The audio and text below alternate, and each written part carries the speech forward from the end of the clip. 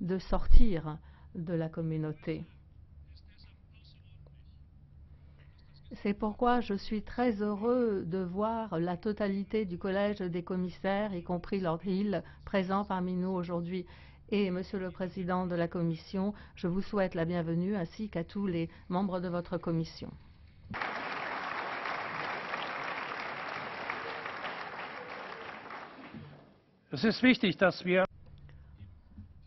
Il est important qu'au sein du Parlement, le lieu de la démocratie européenne, il est important que nous menions un débat sur un sujet qui nous concerne tous au plus profond de nous-mêmes, parce que, à la différence des commentaires habituels de certains organes, la décision qui a été prise par le Royaume-Uni est une décision du peuple britannique, mais c'est une décision qui touche et concerne tous les citoyens de l'Union européenne. C'est pourquoi le fait que les députés des peuples européens se réunissent aujourd'hui pour parler de ce cas a tout son sens. Permettez-moi, au début de ce débat, de dire que pendant 4 décennies, un grand nombre de représentants politiques et surtout beaucoup de fonctionnaires britanniques ont travaillé au sein des institutions européennes. Et moi, j'ai côtoyé un grand nombre d'entre vous pendant des décennies. Et c'est ensemble que nous avons travaillé à la construction de notre maison européenne. C'est pourquoi, et je puis parler en votre nom, c'est pourquoi il est important que nous nous adressions à tous les fonctionnaires britanniques ici au sein de l'Assemblée et à tous les Britanniques qui sont membres de l'administration et qui ont partagé le travail. Je voudrais leur dire que nous regrettons beaucoup la décision prise par la Grande-Bretagne de nous quitter. Mais vous, chers collègues, qui avez travaillé avec nous pendant toutes ces années, eh bien, vous restez le lien entre nous, le lien humain et le lien d'amitié reste présent.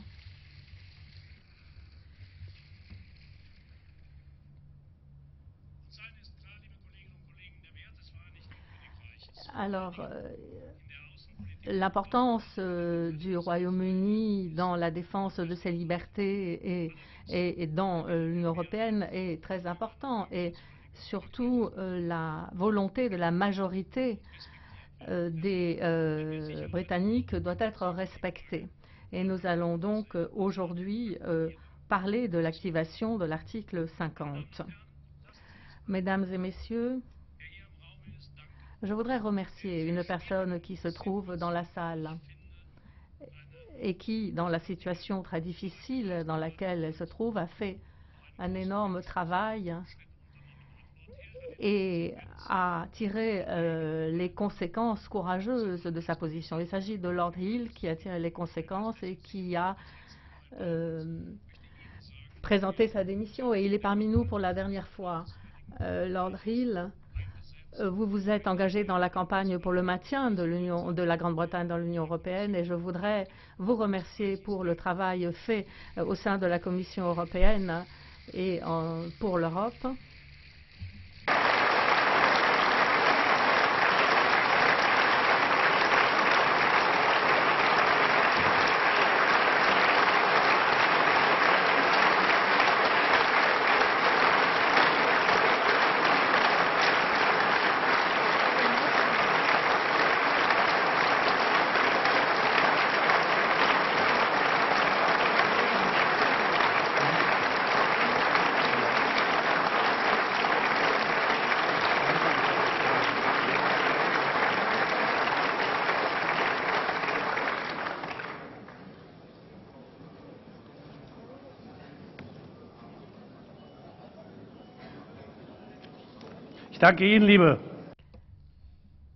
Chers collègues, je vous remercie pour ce signal, pour ces applaudissements qui montrent de quel côté se trouve l'immense majorité des représentants du peuple, c'est-à-dire du côté de ceux qui voulaient le maintien de la Grande-Bretagne au sein de l'Union européenne.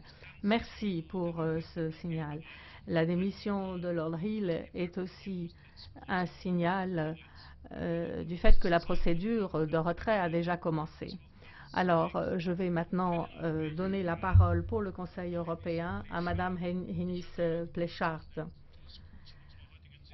J'avais aussi invité le président Tusk, tout comme Monsieur Rutte, mais cela ne change rien au respect que nous avons pour vous, Madame, qui représentez aujourd'hui le Conseil. Vous avez la parole.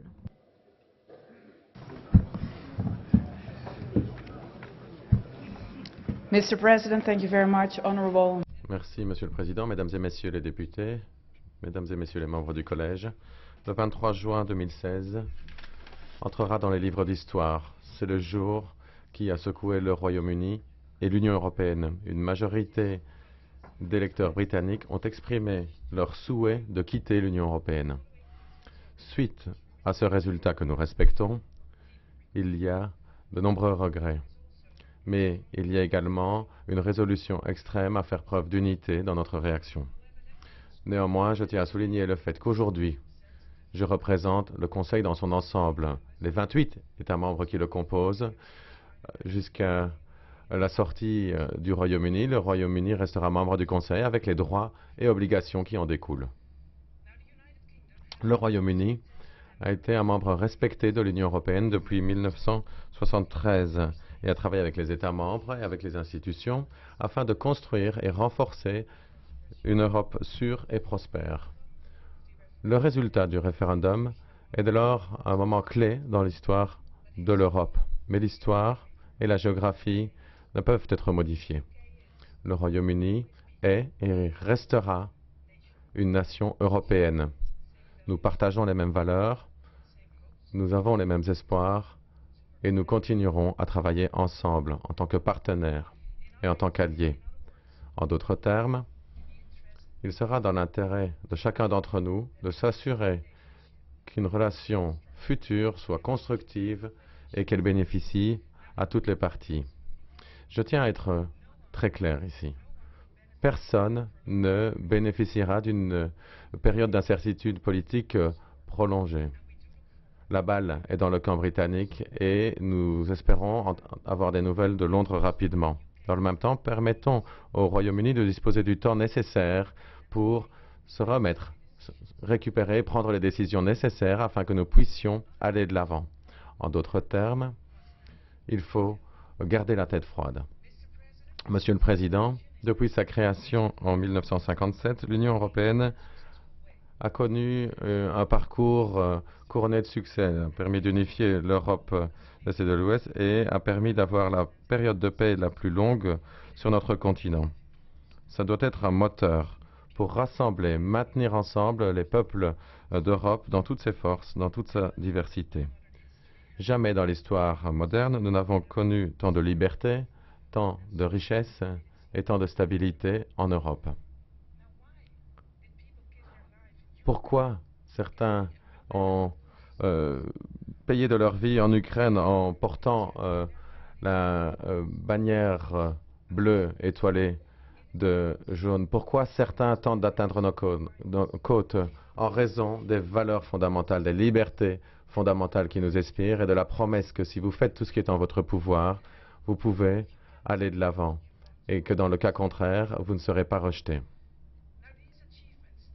Ces réussites, elles continuent et nous pouvons être fiers d'elles. Néanmoins, rien n'est immuable, rien n'est inévitable. Le choc du référendum doit être un signal d'alarme pour chacun d'entre nous. Que nous l'aimions ou non, le sentiment d'une grande partie des électeurs britanniques sont partagés dans un grand nombre d'États membres. Nous devrons donc faire mieux. Nous devons renforcer nos efforts, les intensifier. Il nous faut une Europe plus efficace, plus efficiente et plus convaincante. C'est clair, dans le monde mondialisé, l'Union européenne est confrontée à des défis immenses. Nous avons besoin d'une Union européenne qui contrôle la migration, qui protège ses frontières, une Union qui offre des possibilités économiques à tous ses citoyens, une Union européenne qui maintient écartées les menaces. Nous avons besoin d'une Union européenne qui ne soit pas considéré comme une menace à l'identité nationale, mais qui n'est qu'une extension de cette identité nationale. Une Union européenne qui n'est pas considérée comme un engin bureaucratique, mais comme un facilitateur. Alors, la vérité qui dérange, c'est que l'Union européenne, ni l'Union européenne dans son ensemble, ni aucun État membre ne peut s'isoler en cette période trouble. Et nous devons traverser cette période autant que possible, sinon la zone de paix et de stabilité que nous avons construite pendant des décennies pourrait se désintégrer. Et nous ne pourrions que nous pointer du doigt. Monsieur le Président, nous avons besoin d'unité parce que les tensions géopolitiques et les conflits autour de l'Europe vont se poursuivre et sans doute se multiplier. Nous avons besoin d'unité parce que les terroristes n'hésiteront pas à frapper à nouveau. Nous avons besoin d'unité pour contrôler les flux importants de migrants qui se poursuivront en direction de notre continent. Et je tiens à être clair, une fois de plus, aucun pays au monde ne peut surmonter ces défis seul. Ces défis sont trop complexes. Ils ont également tendance à ignorer les frontières. Certes, une partie du défi est intérieure. Il s'agit de convaincre les citoyens européens que l'unité est le meilleur des choix. Mais les beaux mots, les conclusions, les déclarations ne seront pas suffisants. Nous devons également joindre la parole aux actes. Le fait que la fragmentation n'est plus considérée comme inévitable, comme immuable, doit tous nous toucher et doit nous amener à l'action. Il faut être réaliste, dire qu'ensemble nous restons forts, qu'ensemble nous sommes les plus grands défenseurs des valeurs que nous partageons, l'état de droit, la liberté, la démocratie, une économie s'appuyant sur le marché. Mais il serait stupide de sous-estimer les défis qui nous attendent. Monsieur le Président, le résultat du référendum nous laisse devant une situation sans précédent. Un grand nombre de personnes au Royaume-Uni et dans d'autres États membres sont emplies d'incertitudes concernant les conséquences de cette décision. Il en va de l'intérêt de tous, il faut de la clarté concernant la manière d'avancer. Il est également important de se rappeler que nous disposons des règles pour faire face à la situation de manière ordonnée. Comme nous le savons tous et toutes, l'article 50 du traité fixe une procédure à suivre si un État membre décide de quitter l'Union européenne. L'Union européenne est disposée à lancer rapidement les négociations, mais c'est au Royaume-Uni, à son gouvernement et à personne d'autre de déclencher cet article 50.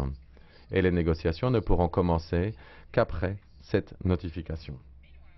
Dans l'intervalle, nous avons du pain sur la planche. Le résultat du référendum britannique ne signifie pas que les menaces et les défis auxquels nous sommes tous confrontés ont disparu d'un coup de baguette magique. Ça ne signifie pas non plus que chaque nation s'en sortirait mieux en faisant cavalier seul plutôt qu'en faisant partie d'un effort collectif.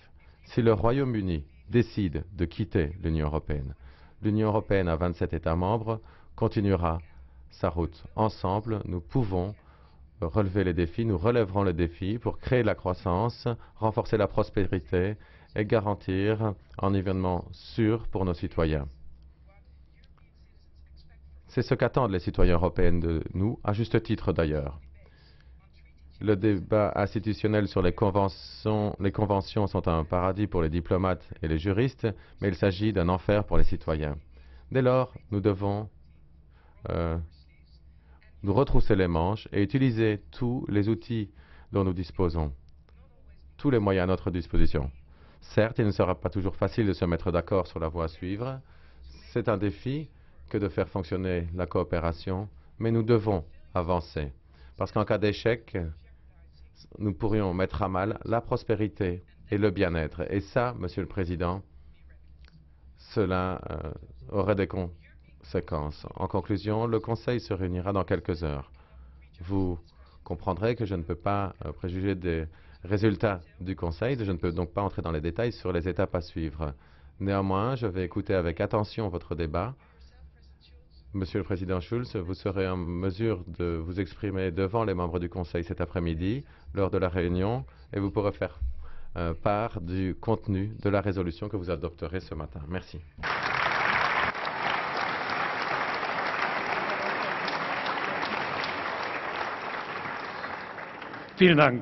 Merci beaucoup, Madame la Présidente du Conseil. Nous écoutons dans la Commission Monsieur le Président Juncker. Sehr verehrter Herr Präsident. Monsieur le Président, Madame la Présidente du Conseil. Les députés, votre Parlement, Monsieur le Président, s'apprête à discuter de l'avenir de l'Europe et de la place du Royaume-Uni au sein de l'Europe ou près de l'Union européenne. J'avais beaucoup de rendez-vous ce matin, mais j'ai décidé de venir au Parlement européen. Je crois que ma place aujourd'hui et maintenant est ici, au sein de la démocratie européenne.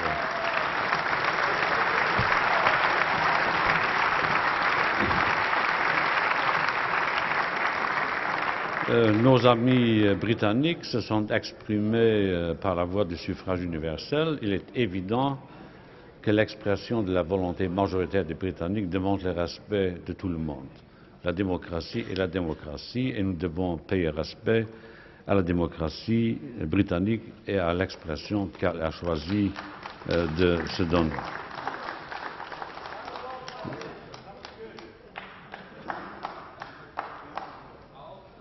That's the last time you are applauding here. C'est la dernière fois que vous pourrez dire ceci ici.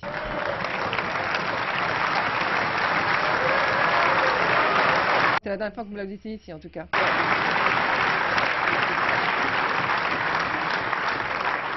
And to some extent, Et d'une certaine manière, je suis d'ailleurs assez surpris de vous voir ici. Mais vous vous êtes battu pour le Brexit. Le peuple britannique était pour le Brexit, mais vous êtes là.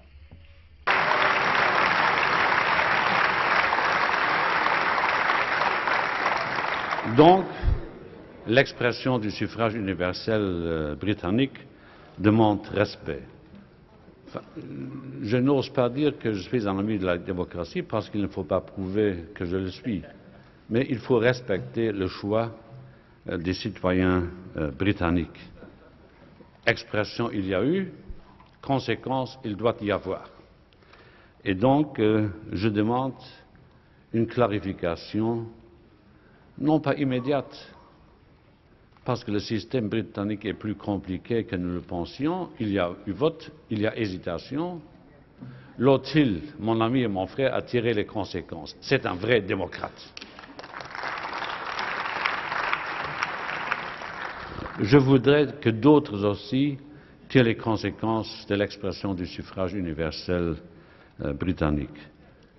J'ai lu, j'ai entendu que le président du Parlement, que les présidents des groupes parlementaires, tous, à part quelques-uns, auraient réagi d'une façon sentimentale au résultat du vote britannique. Oui, l'Europe n'est pas une affaire seulement cérébrale. Oui, il faut raison garder, mais il faut aussi, lorsqu'on est triste, avoir l'autorisation de dire qu'on est triste. Je suis triste après ce vote britannique et je ne le cache pas.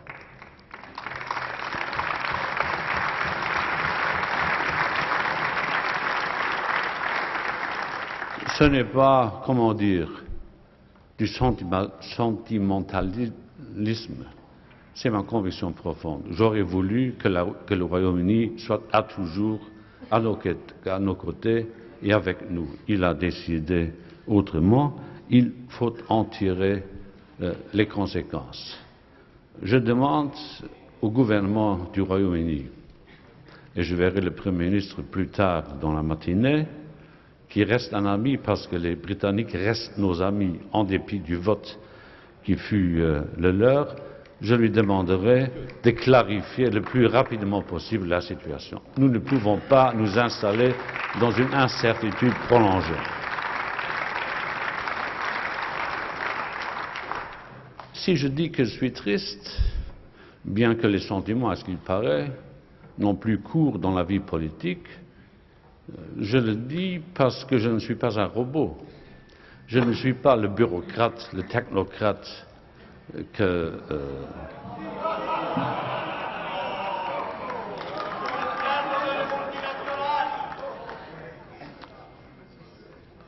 vous êtes des bureau-exit. Moi, je ne suis pas un bureaucratique, je ne suis pas un technocrate.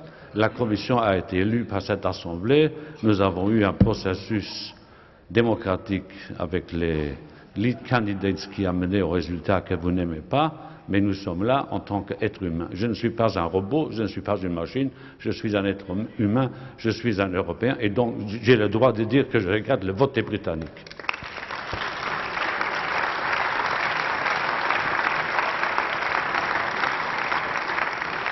Je voudrais que le Royaume-Uni clarifie sa position. Pas aujourd'hui, pas demain matin à 9 heures, mais rapidement. Nous ne pouvons pas nous installer dans une période d'incertitude prolongée. Moi, contrairement à d'autres, je ne suis pas un esclave des marchés financiers, mais je les observe. You are, I'm not. Vous, c'est le cas, mais pas moi. Mais c'est une indication d'un sentiment général qui est global. Moi, je voudrais que le Royaume-Uni, comme je venais de le dire, clarifie sa position. Et je ne voudrais pas que cette idée s'installe qu'il pourrait y avoir des négociations secrètes, en chambre assombrie, à rideau tiré, entre des représentations du Royaume-Uni, des gouvernements nationaux, des commissaires et des directeurs généraux. J'ai interdit, ordre présidentiel, ce qui n'est pas mon genre, aux commissaires de discuter avec les représentants du gouvernement britannique, in or out, leave or remain. J'ai dit à tous les directeurs généraux qu'il ne saurait y avoir de discussion préalable avec les représentants britanniques. No notification, no negotiation. Pas de notification, pas de négociation.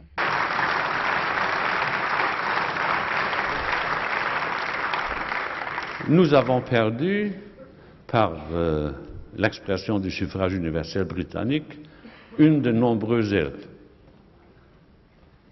Il y a les ailes des États membres fondateurs qui n'ont pas plus de droits que les autres, puisqu'ils ont lancé le projet, mais ils ne sont pas les seuls à porter le projet. Les autres, ceux qu'on appelle les nouveaux États membres, sont des États membres à part entière. Et je resalue l'unification, la réconciliation entre la géographie et l'histoire européenne. Bienvenue les nouveaux États membres.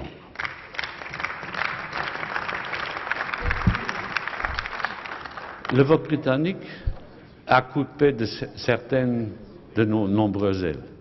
Mais nous continuons à voler. Nous n'allons pas arrêter notre vol vers l'avenir. Les horizons nous attendent. Et nous volons vers les horizons qui sont ceux de l'Europe et de la planète entière. Il faut savoir que ceux qui nous observent de loin sont inquiets. J'ai vu et entendu et écouté plusieurs des dirigeants d'autres planètes. Ils sont très inquiets parce qu'ils s'interrogent sur la voie que l'Union européenne va poursuivre. Et donc il faut rassurer et les Européens et ceux qui nous observent de plus loin. Le vol continue, ce n'est pas un vol vers l'aventure intégrale, c'est un vol vers un objectif prédéterminé par les traités et par la volonté de nombreux Européens.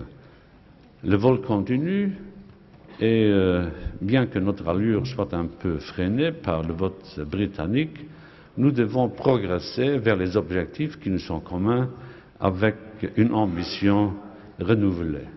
Imaginez-vous que la Commission n'aurait pas présenté les 10 priorités au Parlement, que le Parlement, dans sa majorité, a endossé. Quelle serait la réponse à donner à nos amis britanniques? Évidemment, ce serait le programme de la Commission. Est-ce que, suite au vote britannique, nous allons mettre fin à notre effort, généralement reconnu, pas toujours apprécié, de mettre fin à une démocratie débordante en Europe? Non. Nous allons continuer à lutter contre ce que les Britanniques et d'autres appellent le red tape. Il faut moins de bureaucratie en Europe, nous sommes en train de le faire et nous continuerons à le faire. Nous avons, en tant que Commission, dit que l'Europe sociale doit retrouver la place noble en Europe qui lui revient. Nous avons lancé une large consultation sur le pilier des droits sociaux. Est-ce que vous voulez vraiment que celui de vote britannique, nous arrêtions cet exercice. Non, l'Europe doit devenir plus sociale et elle le deviendra.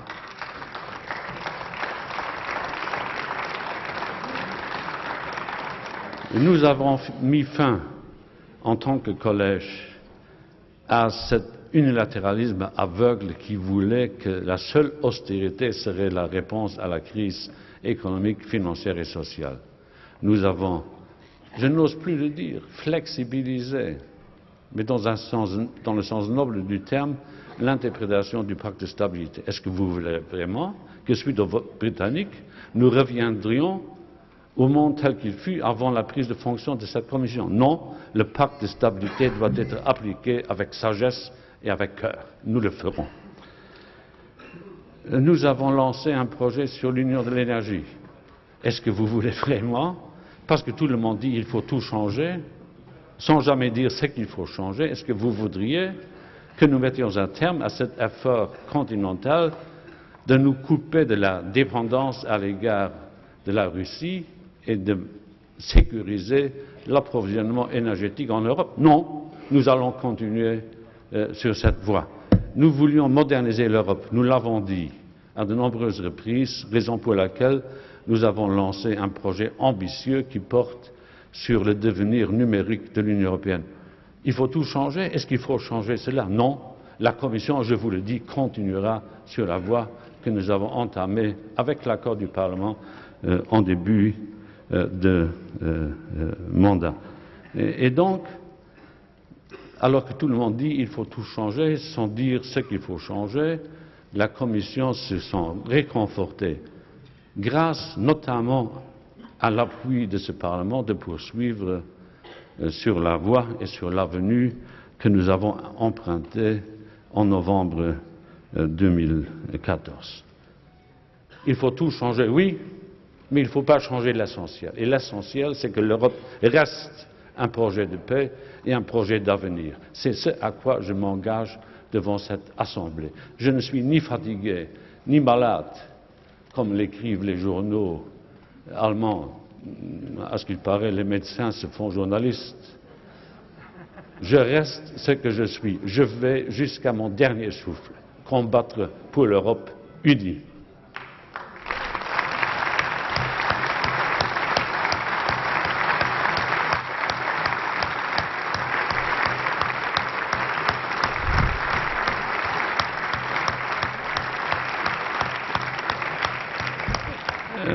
Sehr verehrter Herr Präsident, Monsieur le Président, Mesdames et Messieurs, l'heure est grave.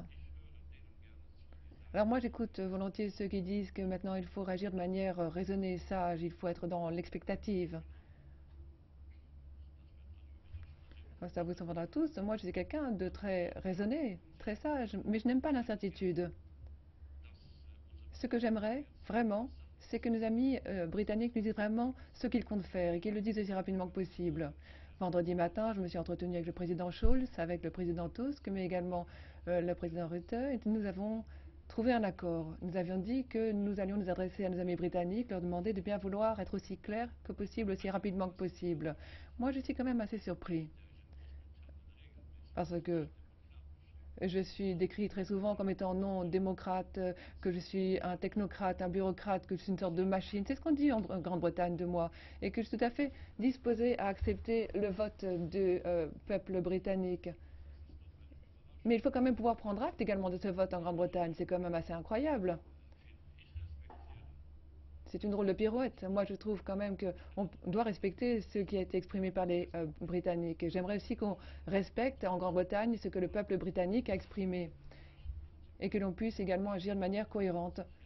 Au lieu de maintenant essayer de se cacher derrière son petit doigt, on joue un peu au jeu du chat et de la souris. Non, non, non. Ça, ce n'est pas quelque chose qui relève vraiment de l'interprétation de ce qui a été fait en Grande-Bretagne, ce qui est clair, c'est clair et net. Les Britanniques souhaitent sortir de l'Union européenne, il faut donc agir en conséquence. Et je suis vraiment contre, je le dis tout à fait clairement. Il est impossible de constater qu'on essaye un peu par la petite porte de des petites négociations à huis clos dans le gouvernement britannique et ailleurs. On fait des petits accords, des petites négociations. Non, non, non, ça n'arrivera pas. Moi, je dis ce que je fais. J'ai envoyé un ordre de Mufti à tous les commissaires, à tous les directeurs généraux. Je leur ai dit que maintenant, il ne fallait pas qu'il y ait une négociation secrète dans les couloirs. Non, non, non, ça c'est tout à fait exclu, c'est interdit.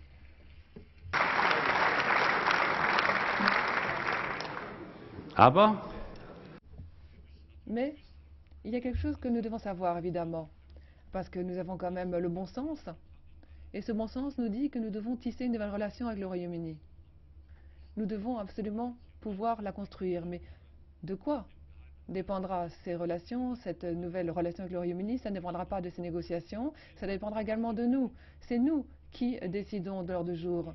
Ce ne sont pas ceux qui souhaitent quitter l'Union européenne.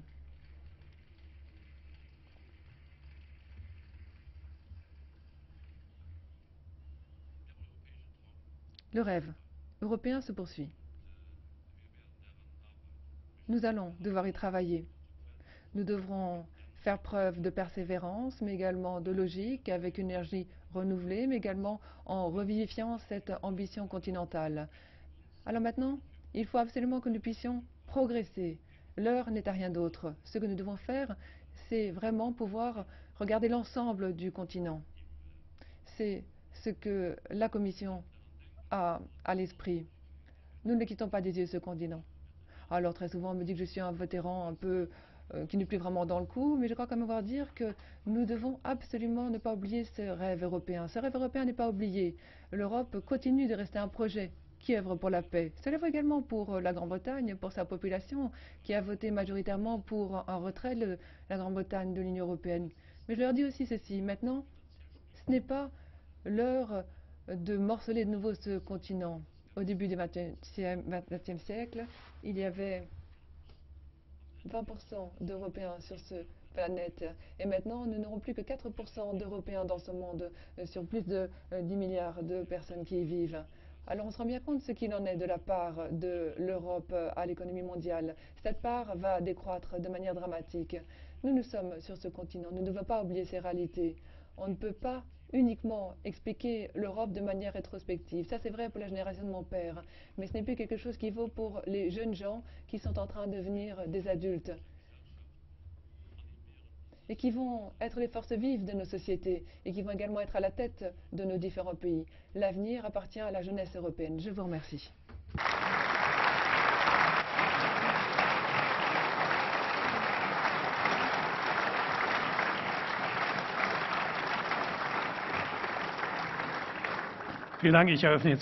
Merci. Le débat est ouvert et pour le groupe du Parti populaire européen, je donne la parole à Monsieur Weber.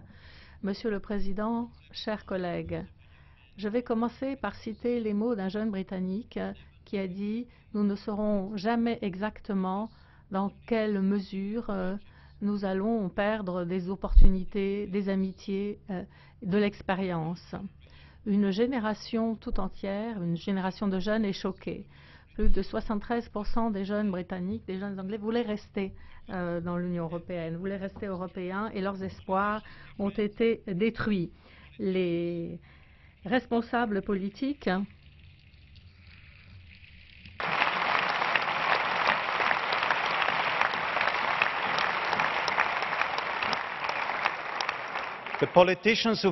Les responsables politiques qui se sont battus pour le Brexit ont eu le privilège de vivre dans une Europe sans murs, sans nationalisme, et ils sont en train maintenant d'ériger de nouveaux murs.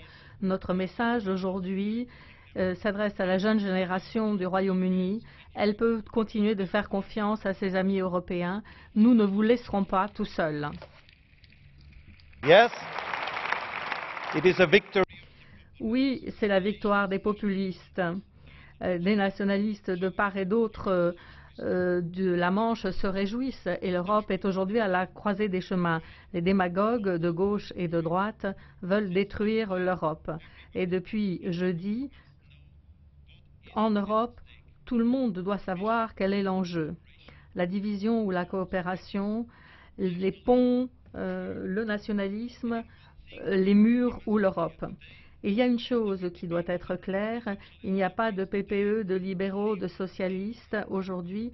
Il n'y a qu'une seule chose qui compte, nous, la grande majorité de cette Assemblée, qui défend l'idée d'une Europe unie, tolérante et pacifique. Et les populistes doivent le savoir. Nous défendons cette Europe aujourd'hui plus que jamais.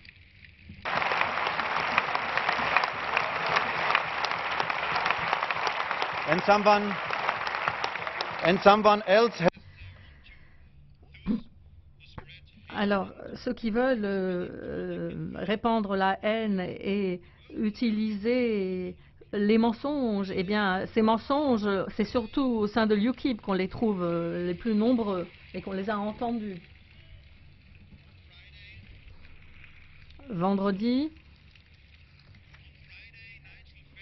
Nigel Farage a dit en public que les promesses selon lesquelles les 350 millions de livres par semaine devaient aller au NHS, ce n'était pas vrai. Il a dit que tout ça, c'était un mensonge. J'ai demandé à M. Farage, si vous aviez une once de décence, vous présenteriez vos excuses aux Britanniques. Honte à vous!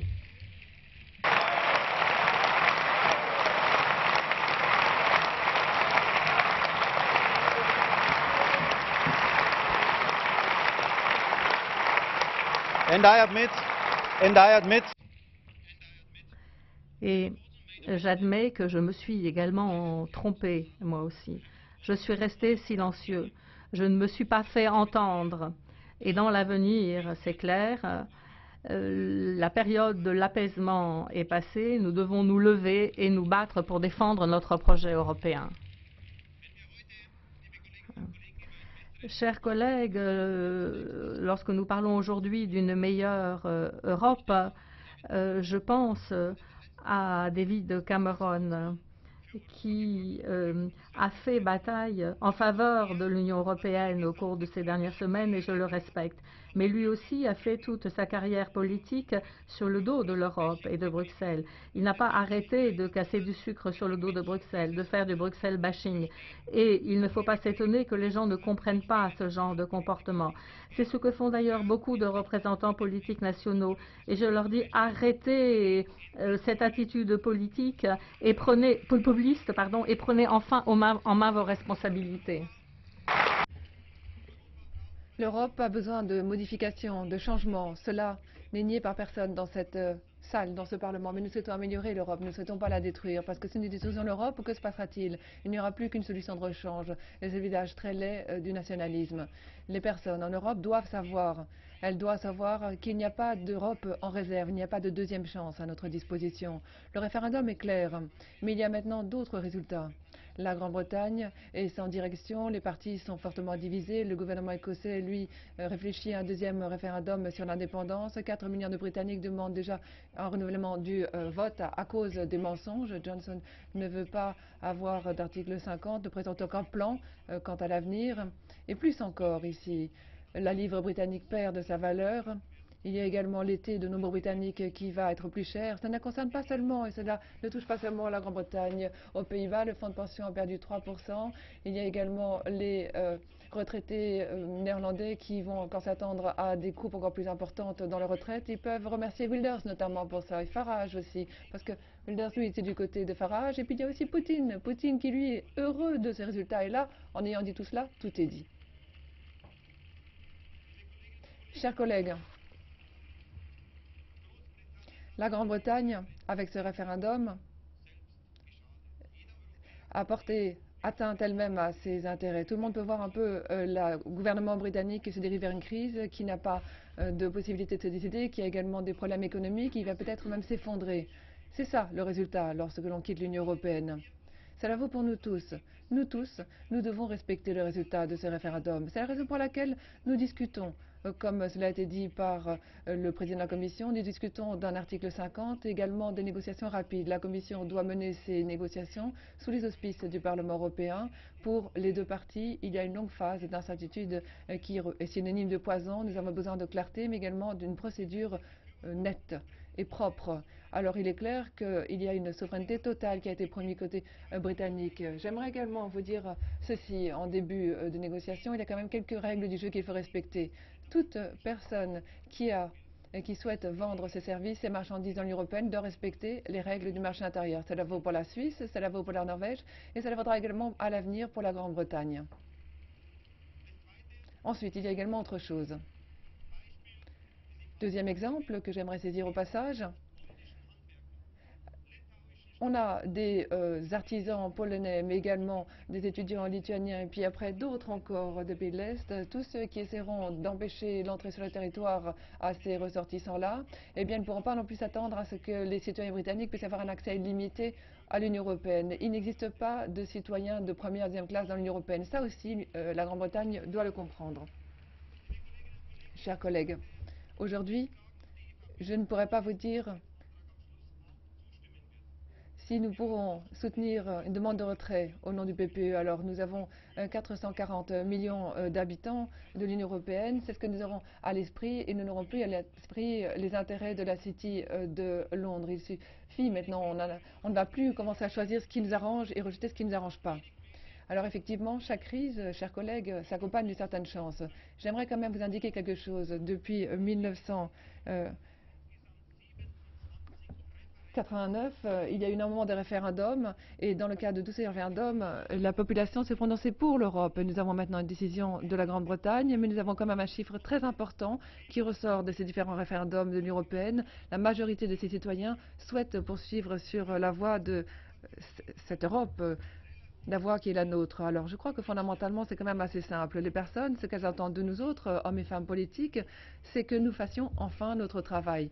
Cet après-midi, nous aurons les chefs d'État et de gouvernement qui vont se rencontrer et le Brexit, lui, c'est quelque chose qui représente un rejet ou plutôt une incitation au Conseil, une incitation à agir. Il faut se concentrer sur la question des réfugiés, sur la question du terrorisme. Il faut arrêter ces petites disputes. Il faut montrer aux citoyens qu'on a besoin de réponses concrètes et que ces réponses, il faut les trouver en commun pour la population de l'Union européenne. C'est ainsi que nous pourrons soutenir la population, également soutenir l'Europe et envisager l'avenir.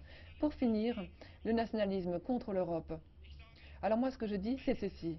Moi, je dis ici, mon pays, ma région d'origine, c'est la Bavière. J'en parle le dialecte, je lis les traditions de mes ancêtres.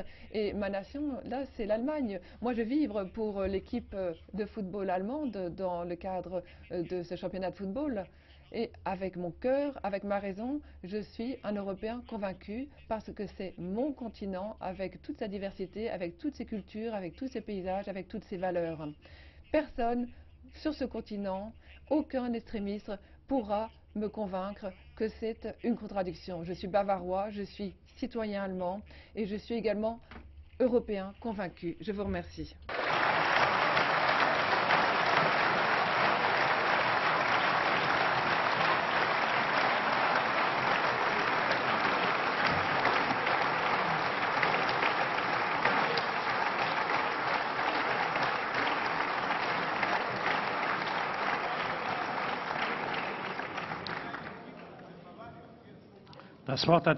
Je donne maintenant la parole pour le groupe socialiste-démocrate à Monsieur Pittella. Merci, Monsieur le Président. Le président Juncker a raison de dire que le Brexit a gagné et que nous devons accepter le résultat de ce vote. Nous devons respecter la majorité, mais cependant, mes premières pensées vont aux Britanniques qui, jeudi dernier, ont eu le courage de choisir l'Europe. Et je pense en particulier aux jeunes Britanniques qui ont choisi l'avenir. Nous sommes avec vous. Nous sommes l'Europe d'Erasmus. Nous sommes l'Europe de la culture. Nous sommes l'Europe qui a financé les meilleurs projets de recherche et d'innovation des universités britanniques. Nous sommes l'Europe du dialogue et du respect des religions. Nous sommes l'Europe de la paix, qui est la valeur principale qui se trouve dans le cœur de tous les jeunes Britanniques et de tous les jeunes du monde. Aucun référendum ne pourra rompre le fil historique, le lien sentimental qui lie le Royaume-Uni à ce continent. Par histoire et par vocation, le Royaume-Uni reste partie intégrante de l'Europe qui n'est pas un traité, mais qui est surtout un idéal. Et tant que le Royaume-Uni ne sera pas sorti de l'Union, cette institution est et restera la maison de tous les Britanniques. L'histoire jugera les coupables, les responsables de ce désastre, les leaders conservateurs, les vendeurs de fumée qui ont raconté des mensonges aux Britanniques. La preuve est claire, on l'a vu, on avait promis aux électeurs, on avait fait des promesses aux électeurs. Ils avaient promis aux électeurs la sortie de l'Union européenne, mais en réalité, ils ont laissé derrière eux un champ de ruines, une crise constitutionnelle avec l'Écosse, le chaos politique dans le reste du pays, l'effondrement du sterling, de la livre sterling, des dégâts sur l'économie. Après avoir détruit le pays, certains voudraient paralyser l'Union européenne. Mais l'Union européenne ne peut pas venir otage des jeux de courant au sein du Parti conservateur britannique. Et les forces pro-européennes qui siègent au sein de ce Parlement sauront faire front commun pour empêcher tout cela, pour changer et pour améliorer et sauver l'Union européenne. Les autorités anglaises doivent le plus tôt possible notifier la volonté de retrait de l'Union européenne et la Commission européenne doit commencer les négociations tout de suite après la notification du retrait du départ. Mais je voudrais vous inviter à une réflexion plus profonde, chers collègues. Le résultat du référendum n'est pas uniquement le résultat de la roulette russe jouée par Cameron, c'est aussi le résultat de mouvements profonds, la mondialisation qui a créé des gagnants, mais aussi des perdants, mais aussi des inégalités. Et nous avons été trop faibles dans la défense des perdants, dans la défense de leur cause.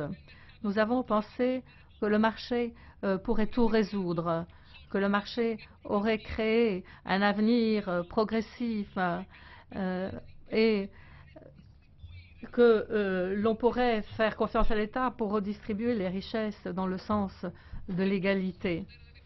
On a laissé s'installer un énorme pouvoir de la finance qui a dépassé les institutions et la politique. Nous avons commencé comme institution européenne à travailler. Nous avons fait l'union bancaire, mais il y a encore beaucoup à faire pour réaffirmer le pouvoir de la démocratie sur les pouvoirs cachés de la caste financière. Notre continent est divisé. Nous constatons qu'il y a de la haine et du désespoir qui risquent de frapper tout le monde. Et l'Europe doit répondre à ces sentiments, à ces demandes. Et la première réponse que l'Europe doit porter, Jean-Claude Juncker en a parlé, la première réponse, c'est le respect de la justice. Et lorsque je parle de justice, je parle de personnes, je parle d'êtres humains, je parle de la justice sociale, le triple A social, révision ambitieuse du pilier social, lutte contre le dumping social et fiscal, révision de la directive travailleurs détachés. Il faut lutter contre le réchauffement de la planète. Il faut s'engager sur cette voie-là où nous laisserons derrière nous une guerre entre les peuples. Justice, ça veut dire aussi la flexibilité du pacte de stabilité. Il faut aller plus loin dans ce domaine, Monsieur Juncker. Nous voulons aller plus loin encore parce qu'il faut favoriser les investissements publics et privés. Nous avons besoin d'un plan d'investissement qui soit plus ambitieux. Et je dis aujourd'hui clairement que notre groupe s'opposera à la traduction telle quelle du fiscal compact qui doit être modifiée profondément. justice fiscale, lutte sans trêve. Moi, je ne veux pas de la façon dont le fiscal compact, il doit être réétudié. Il ne doit pas fonctionner comme il est proposé. Donc, lutte sans trêve contre les paradis fiscaux, contre la fraude et l'évasion fiscale. Il faut mettre en pratique, il faut mettre en œuvre les mesures adoptées par la commission Taxe. Et puis ensuite, il y a le grand thème de la démocratie. Aujourd'hui, le citoyen doit compter. Et nous proposons pour les prochaines élections européennes, l'élection directe du président de la Commission européenne, le leader de l'Union européenne. Les citoyens doivent pouvoir voir sur l'affiche le nom de celui qui sera candidat en même temps que le parti national auquel il appartient et le parti européen. Cela créera un véritable espace politique européen. Nous devons avoir le courage de faire cela. Nous avons été élus par des citoyens qui croient en l'Europe et nous devons lutter de toutes nos forces, avec tout notre sentiment, avec toute notre passion pour ne pas trahir les citoyens qui nous ont élus et qui nous ont soutenus.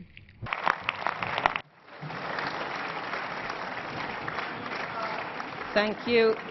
Colleagues, I now invite... Merci, chers collègues. Je passe maintenant la parole à Monsieur Kamal pour le groupe ECR. Je vous en prie. The British people have spoken. Le peuple britannique s'est exprimé et il s'est exprimé en faveur du retrait de l'Union européenne. Quelles que soient nos opinions personnelles, nous devons maintenant tous respecter le souhait démocratique du peuple britannique et aller de l'avant. Je sais qu'il y a de la surprise, du choc et de l'émotion des deux côtés de la Manche, et qu'il y aura de nombreuses tentatives de faire tomber cette campagne dans l'histoire et de dire que se serait-il passé si les hommes politiques britanniques avaient été plus honnêtes avec le peuple britannique concernant ce rêve. Quid si l'Union européenne avait offert davantage par rapport au peuple britannique. Mais tout cela fait partie du passé, et nous devons tous nous tourner vers l'avenir maintenant. Les deux côtés de la Manche doivent commencer à réfléchir à notre stratégie de négociation. Il faut réfléchir attentivement à court terme pour la meilleure stratégie pour nous tous à long terme. Il faut garder la tête froide. Il y a des désaccords concernant ce que devrait chercher l'Union européenne dans sa relation. Certains ont dit punissons la Grande-Bretagne, d'autres ont dit allons-y doucement, et d'autres ont encore un autre point de vue. Il y a des différences, des divergences, et il y a également des divergences au Royaume-Uni concernant l'article 50, un accord commercial, un accord EEE ou tout autre scénario. L'Union européenne doit être très claire et le Royaume-Uni doit préparer ses propres plans. Dans l'intervalle, les traités sont clairs et doivent être respectés. Donc, tant le Royaume-Uni que l'Union européenne, leurs négociateurs doivent offrir une certitude au marché concernant le calendrier de négociation, préparer leur position de négociation pour être prêts lorsque l'article 50 sera déclenché. Et il faudra un accord qui soit bénéfique tant pour le Royaume-Uni que pour l'Union. Ce n'est pas la vitesse de négociation qui importe, mais l'accord que nous décrocherons en fin de compte. Et d'un point de vue personnel, je dirais que pendant des siècles, le Royaume-Uni a ouvert les bras. Pendant des siècles, le Royaume-Uni a ouvert les bras à des citoyens de partout dans le monde, alors que les pays européens étaient sous la coupe du fascisme et de dictature. Nous avions un pays ouvert et j'espère qu'aujourd'hui tous les hommes politiques britanniques pourront s'unir pour dire que l'on doit rester une nation tolérante à l'échelon mondial. La manière d'avancer, le Royaume-Uni et l'Europe doivent être des partenaires très proches pour les années à venir. Le moment n'est pas venu de rejouer le passé, il faut se tourner vers l'avenir et s'assurer que l'on se retrousse les manches, que l'on entame les négociations et que nous devenions de bons voisins pour l'avenir. Merci.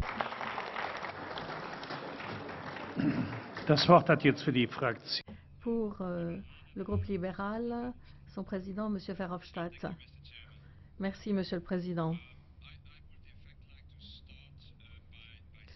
J'aimerais commencer mon intervention en disant au peuple britannique qu'il est toujours difficile d'accepter une décision avec laquelle on n'est pas d'accord. Mais nous devons l'accepter. Le choix a été clair et il doit être respecté. Et je crois que les 700 parlementaires ici réunis seront d'accord là-dessus. Alors, ce n'est pas tellement le choix qu'ils ont fait qui est difficile, parce que le choix, c'est au cœur de la démocratie, c'est au cœur de toutes nos démocraties. Ce qui est si difficile pour moi, je pense aussi pour les autres présidents de groupe et pour tous ceux qui sont ici présents, c'est la façon dont ce choix a été fait. Une campagne tout à fait négative, les posters de M. Farage montrant des réfugiés comme dans la propagande nazie.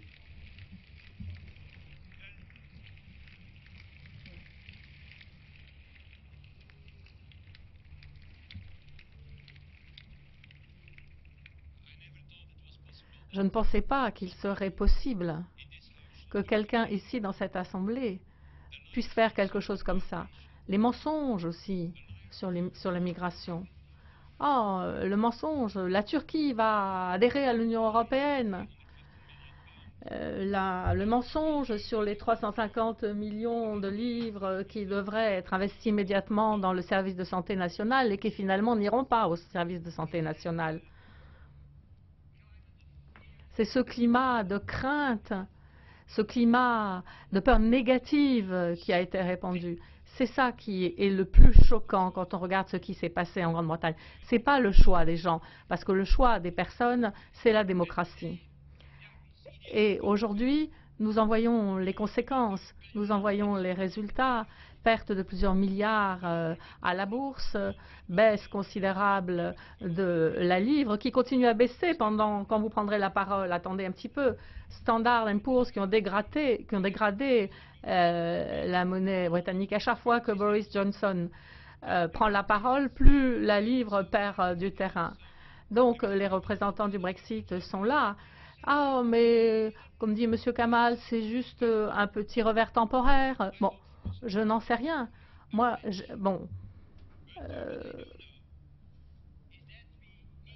ce que je pense, c'est que nous avons besoin de mettre fin le plus tôt possible à cette incertitude.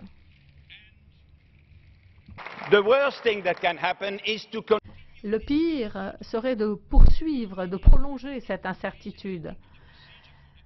Le fait d'évoquer la séparation claire et nette telle qu'elle est prévue dans le traité mettrait fin au climat toxique qui a été créé depuis jeudi dernier.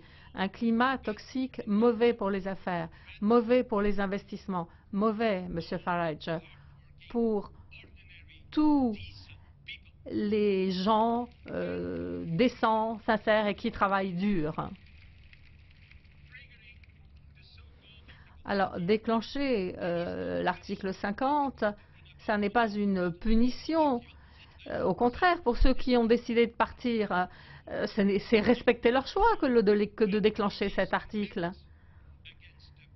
Mais il s'agit d'un acte contre l'égoïsme d'un homme qui est prêt à tout faire, même à sacrifier les voix de 70 millions de citoyens et les intérêts de 60 millions d'autres pour devenir Premier ministre du Royaume-Uni ou devenir Premier ministre du double royaume britannique, l'Angleterre plus le Pays de Galles.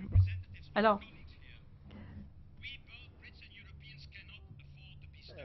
nous ne pouvons pas nous permettre, ni vous ni nous, ne pouvons pas nous permettre de rester dans l'incertitude et dans les limbes. Monsieur Kamal dit, oui, mais il faut négocier, il faut qu'on se prépare, hein. Il faut que nous nous préparions. Eh bien, préparez-vous. Bon, le camp du Leave est complètement perdu maintenant, désemparé, complètement fractionné. Certains de ses collègues demandent un nouveau référendum en Angleterre, alors que M. Kamal demande le départ. Alors, il faut absolument que les 27 autres n'attendent pas qu'un parti Tory désorienté se remette en marche. Nous devons avancer avec courage, avec conviction, unis, travailler vers un nouvel horizon, parce qu'il existe un nouvel horizon. Il existe un nouvel avenir pour l'ancien continent, pour le vieux continent. Et pour réussir, Et je dirais à tous mes collègues que nous n'avons pas besoin de faire preuve de beaucoup d'imagination. Nous avons juste besoin d'une bonne mémoire. Nous avons besoin d'une bonne mémoire pour revenir aux idéaux de nos pères fondateurs. C'est de cela dont nous avons besoin. Et aujourd'hui, ce que cela signifie est très clair, Jean-Claude. Cela veut dire 4 choses. Tout d'abord, il nous faut un gouvernement effectif pour l'Europe et la zone euro. Il faut des gardes-frontières et des gardes-côtes européens pour protéger la libre circulation de nos populations. Il faut une capacité européenne de lutter contre le terrorisme et le crime transnational. Et nous avons besoin aussi d'une communauté de défense parce que les Américains ne sont plus prêts à payer pour ce que nous sommes devenus pour nous il y a déjà longtemps. Donc, ils ne veulent plus payer pour des électrons libres. Nous devons donc nous préparer, nous devons montrer au peuple de l'Europe que nous sommes prêts à construire une meilleure Europe, une Europe qui est capable de répondre et de résoudre les nombreuses crises auxquelles nous sommes confrontés. Et j'en conclus, faisons une chose, utilisons pour une fois cette occasion. J'ai dit, Monsieur le Président, que les pouvoirs de cette Assemblée, le berceau de la démocratie européenne, c'était de ramener l'Europe sur le chemin de l'Europe. Et n'attendons pas un instant pour la remettre sur ce chemin.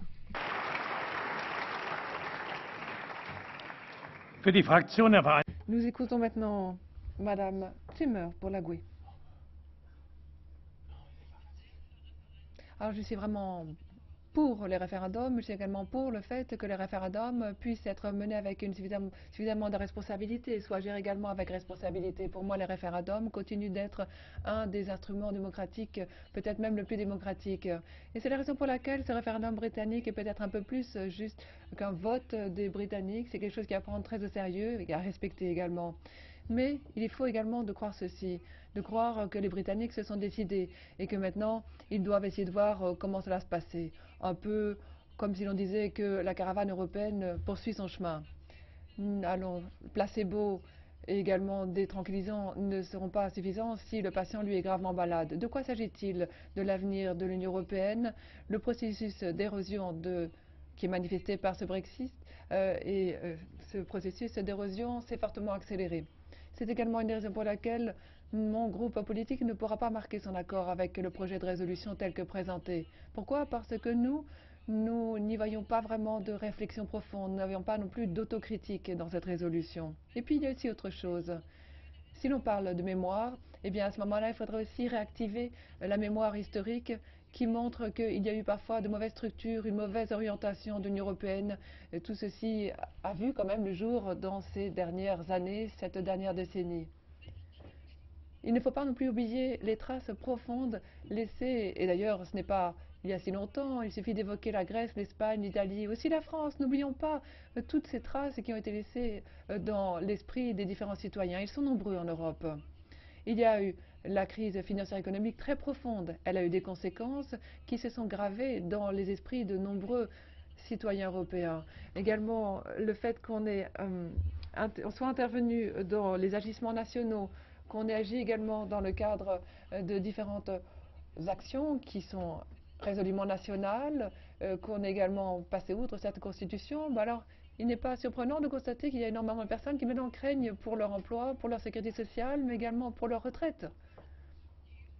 L'Union européenne, avec sa politique d'austérité, n'a pas montré justement qu'elle place l'homme au centre de sa politique, qu'elle souhaite protéger ses citoyens européens, cet homme, de ses répercussions des différentes crises. Et qu'en est-il notamment des membres du Conseil? Parce qu'il y a eu différentes promesses de février dernier à Cameroun. Malgré tout cela, on voit qu'il y a quand même eu la déclaration qui visait à dire qu'il y aura encore plus de coupes sociales. Alors, comment pensez-vous que ça allait convaincre les Européens qui, eux, se sentent déjà en décrochage social? Les institutions de l'Union européenne aussi, et là je dois aussi inclure le Parlement dans ces institutions. Ces institutions ont de plus en plus autorisé que les positions de Margaret Thatcher prennent de plus en plus de place. Non, une telle société ici n'existe pas. Il faut absolument pouvoir rectifier le tir. Nous avons la question de la solidarité, mais également l'introduction de la méthode communautaire, fondamentalement via Angela Merkel. Tout ceci a été aussi dévastateur que l'incapacité de l'Union européenne, mais également des États membres, de pouvoir agir ensemble de manière solidaire sur base de la Convention des Nations Unies pour les réfugiés, mais également toutes les politiques qui existent au niveau international en matière de réfugiés, incapables de régler cette crise des réfugiés. Tout ceci a agité énormément et déclenché beaucoup de peurs, des peurs profondes qui se sont dirigées fondamentalement contre l'Union européenne. Moi, je pouvais dire une chose. Dans l'Union européenne, nous aurions pu essayer de nous imposer aussi pour lutter contre ces élites britanniques, avoir notamment le même salaire pour le même emploi. Si on avait réussi à faire entendre notre voix, on n'en serait pas là. On n'aurait plus ces craintes sociales, mais également la crainte des réfugiés. Ces craintes se sont d'ailleurs conjuguées, eh bien on n'en serait pas arrivé là. Monsieur le député Farage, peu importe finalement quelle est l'image que vous souhaitez susciter avec votre campagne, vous n'êtes jamais allé au-delà qu'une petite campagne peut-être gonflée à bloc, mais jamais au-delà de ce que finalement on a vu. On a vu notamment l'élite à Londres, et cette élite s'est prononcée sur votre vision d'une Europe encore plus néolibérale et pensait pouvoir s'imposer. Mais vous continuez de rester ce que vous êtes. Et l'histoire, que retiendra-t-elle? Peut-être qu'elle va rattacher votre nom à quelque chose, mais elle va poursuivre son cours. Ce qui restera en revanche, c'est la peur. Le souvenir de votre campagne, la peur des migrants, mais également des réfugiés, c'est ça que vous avez attisé. C'est ça que retiendra l'histoire. Il est également faux ici de vouloir punir les Britanniques pour leurs décisions, mais nous souhaitons aussi avoir de la clarté. On ne peut pas avoir de négociations tant que le gouvernement britannique n'a pas décidé et n'a pas notifié son retrait de l'Union européenne. C'est aussi la raison pour laquelle nous souhaitons avoir supprimé la suppression des mots immediate et immediately. Après, n'oubliez pas non plus les votes des Irlandais du Nord, mais également des Écossais. On ne souhaite pas, on ne veut pas non plus dégager l'Union européenne de toute responsabilité. Elle est aussi une garante pour la poursuite du processus de paix en Irlande. On ne doit pas autoriser que ce processus soit remis en danger. Nous devons exprimer notre solidarité avec la population d'Irlande du Nord. Lorsque le Conseil se réunit aujourd'hui, il va surtout être question de la procédure, justement. Nous souhaiterions que le Parlement soit intégré dès le départ dans ces négociations, et pas seulement via la décision lorsque nous aurions peut-être un traité qui le permettrait. Nous souhaiterions que le Parlement européen soit intégré dès le départ à ces discussions, notamment pour l'évolution ultérieure de l'Union européenne. Il est inadmissible que d'autres continuent de négocier à huis clos. La première étape serait la suivante: faire en sorte que cette méthode communautaire dévastatrice soit enfin interrompue via, ou la méthode internationale soit interrompue via la méthode communautaire. Merci. Für die Fraktion der Grünen spricht. Pour le groupe des Verts, je donne la parole à son président, M. Lambert. Il y a des moments où le temps politique est suspendu et s'offre à nous la possibilité d'un choix. Au lendemain de la Seconde Guerre mondiale, les nations européennes avaient le choix. Elles avaient le choix entre poursuivre ou rompre avec le principe d'une souveraineté nationale indivisible. En décidant de partager leur souveraineté, elles ont ouvert une période de paix et de prospérité sans précédent dans l'histoire européenne. Aujourd'hui, l'issue du référendum britannique peut porter un coup d'arrêt historique au projet d'intégration politique de notre continent. Mais faut-il s'en étonner? Du Danemark à l'Irlande, en passant par la France, les Pays-Bas ou la Grèce, les signes avant-coureurs de la défiance croissante de nos concitoyens à l'égard du processus de construction européenne n'ont pas manqué. Il est donc plus que temps que nous y répondions. Et à nouveau, un choix s'offre à nous. Et de ce choix dépendra la survie de l'Union européenne. Trois options se présentent à nous. La première, c'est celle qui s'est exprimée la semaine dernière au Royaume-Uni. C'est celle d'un repli nationaliste et, disons-le, xénophobe, prêché par Mme Le Pen, M. Farage, M. Wilders, Orban et tant d'autres. Aux défenseurs de cette option, je dis ceci. Aux défenseurs de cette option, je dis ceci. Vous avez raison. Il s'agit de souveraineté démocratique. Il s'agit bien donc de la capacité de nos démocraties à faire librement les choix qui déterminent leur futur. Mais vous mentez, car qui peut croire que même le plus puissant des États membres de l'Union européenne puisse faire face seul et avec succès au pouvoir exorbitant des multinationales, au changement climatique, à l'évasion fiscale, au crime organisé, au terrorisme ou encore à l'accueil des réfugiés et des migrants? Je vous le dis, aucun mur ne sera assez haut ni assez épais que pour isoler l'Europe des défis du XXIe siècle. Il n'y a aujourd'hui de souveraineté que partagée. La deuxième option qui se présente à nous, Monsieur Juncker, est celle défendue aujourd'hui par la majorité des gouvernements européens et relayée par la Commission. Cette option consiste à brider la capacité des États à assumer leur mission de service public par des règles budgétaires et comptables économiquement insensées et par la mise en concurrence de leurs systèmes sociaux et fiscaux, à libérer les forces du marché, comme vous aimez dire, en dérégulant tous azimuts, en particulier, Monsieur Timmermans, en matière sociale et environnementale, en s'obstinant maladivement, Madame Malmström, à conclure des traités soi-disant commerciaux dont le but principal est de cadenasser nos démocraties, à préférer trop souvent l'opacité, et je me tourne vers le Conseil, et à la transparence dans la prise de décision, de manière à éviter de devoir payer le prix politique de vos décisions. C'est cette politique qui est imposée à l'Europe depuis 25 ans. Alors pourquoi, Monsieur Juncker, pourquoi avez-vous choisi d'en incarner la continuité? N'aviez-vous pas affirmé que vous seriez le président de la Commission de la dernière chance? À vous et à tous les partisans de la stricte orthodoxie néolibérale, je dis ceci. Non, brider les États ne ramène pas automatiquement la croissance. Non, ramener la croissance ne ramène pas automatiquement l'emploi et la réduction des inégalités. Et non, rendre les riches plus riches ne profite pas à la société. Ce sont ces choix politiques qui sont la principale cause de la montée de l'euroscepticisme, car ils conduisent à laisser au bord de la route un nombre croissant, pas une majorité, de nos concitoyens. Quant à nous, nous voulons nous inscrire dans une troisième option, à la fois résolument pro-européenne, qu'il n'y ait aucun doute là-dessus, mais en rupture avec cette pensée unique. Nous voulons que l'Union européenne renoue avec les racines de son projet, qui était d'assurer la paix sur ce continent, par l'extension des libertés démocratiques d'une part, et par une prospérité durable et partagée. Et je nous demande, est-il impossible d'assurer la viabilité de l'euro par une véritable union sociale et fiscale? Est-il impossible de faire de la transition énergétique le projet phare de la relance de notre économie? Est-il impossible d'interdire les poisons qui tuent notre environnement et nos organismes à petit feu? Est-il impossible d'abandonner des traités de libre-échange qui ne bénéficient qu'aux happy few? Est-il impossible pour l'Europe de redevenir une terre d'accueil pour celles et ceux qui fuient la guerre, la persécution et la misère?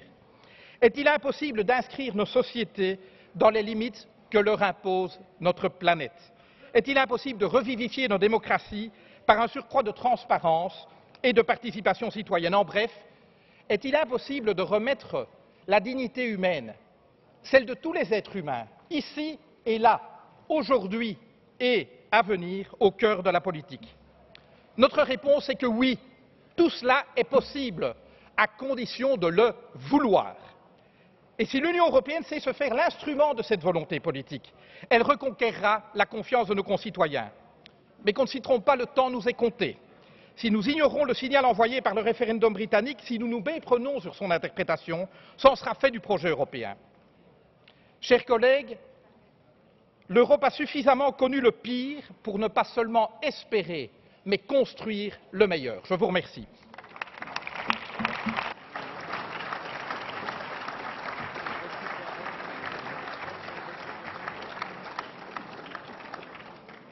Für die EFDD-Fraktion.